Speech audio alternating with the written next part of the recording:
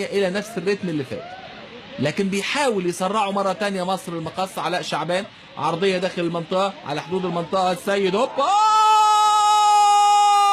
عالمي عالمي عالمي عالمي يا سيد يا حمدي، سيد يا سيد افرح يا سيد، افرح وعيد. يا سلام يا سلام، هدف جميل جدا، هدف من زمن الكوره الجميل، هدف هايل جدا.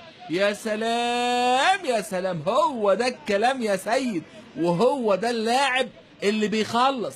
تقولوا عشوائي ما تقولوا عشوائي، الراجل ده بيخلص وعنده المفتاح. يا سلام، جول حلو قوي. والهدف ده بقى يقول لك ايه؟ مين اللي عمل العرضية؟ البديل علاء شعبان. مين اللي عمل الخلفية المزدوجة والدبل كيك وسجل الهدف الجميل؟ البديل السيد حمدي. يبقى الهدف ده اللي جابه إيهاب جلال المدير الفني لمصر.